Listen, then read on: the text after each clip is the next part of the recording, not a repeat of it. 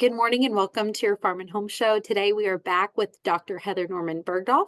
She's an extension specialist for food and nutrition. Heather, where do we begin when we start to think about becoming a savvy, sustainable grocery shopper? Yeah, this is an incredibly important piece of the sustainable eating puzzle because we have to buy food, right? And so, Mm. how can we make little swaps to make us a more sustainable grocery shopper? So, first, I think we need to talk about food processing. This will also clear up some confusion for a lot of people. So, the idea of processed food is confusing for some, and there's also a lot of misinformation going around about it. So, most of the foods you eat have been processed in some way. So they've been cooked, canned, frozen, packaged, changed in nutritional composition, if you want to think of it that way, being fortified or preserved. Anytime food is prepared, cooked, or baked, it is a form of processing. And we can group processed foods into four categories. So you have unprocessed or minimally. So this would be like you at home freezing your apples before they go bad, right? Sticking those in the freezer for later use. You just chopped them up and you froze them. Processed culinary ingredients. So this is taking milling flour or maybe even pressing oil from olives. So really simple steps, and we often use those ingredients in cooking in some way. Then you have processed foods. So this would be canned fruits and vegetables, whether it's a canned vegetable that you made at home or one that you purchased at the grocery store. It could also be freshly made bread.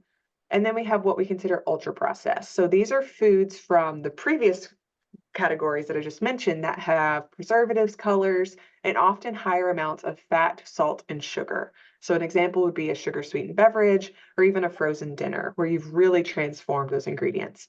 So, when we talk about processed food, we need to kind of understand what those are before we can think about making the sustainable swaps. Heather, what are the benefits of processed foods? It's important because we do not have access to fresh local foods all year round. Just naturally in Kentucky, we don't have a really strong growing season in the colder months, that type of thing. Um, the benefit is that it's enhanced food and nutrition security. So we know if we process our foods that we can have it year round. We also have lots of foods that are fortified or enriched, meaning that fruit vitamins and minerals have been added to them within our food supply here in the US. And this is one of the reasons why nutrient deficiencies are really not common here because we have these processes with food processing that ensure that our body is getting the nutrients it needs. Also, think about convenience. It's easier for people to maybe eat nutritious foods. Frozen and canned vegetables are a great example. If you're unable to grow them or have access to them, through these processing methods, we can have them year round. Highly processed foods, like I mentioned, have large amounts of sodium, added sugar, and saturated fat. And additionally, large scale food processing requires large amounts of energy and resource investments when you think about how it's connected to the environment. They also tend to have a lot of food packaging. So think about your favorite snack that comes in a box, and all the servings for that snack are individually wrapped. That's a lot of waste that's going into you having that food on your shelf.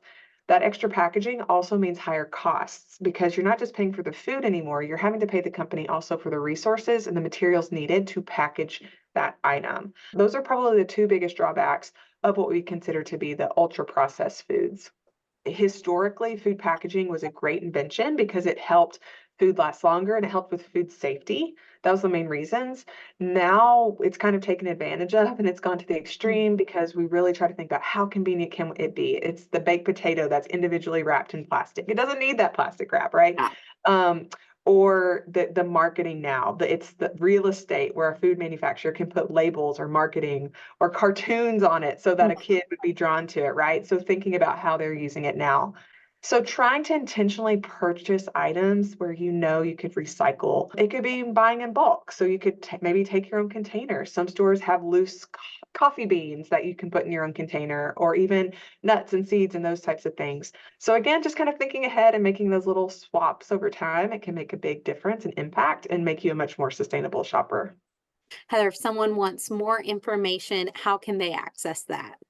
Yes, so definitely reach out to your local extension office. We have a brand new set of publications, and one of them specifically is all about being a savvy, sustainable shopper and goes into a lot more detail about several different practical strategies than what I touched on here. So that would be a great resource to have before you go to the grocery the next time.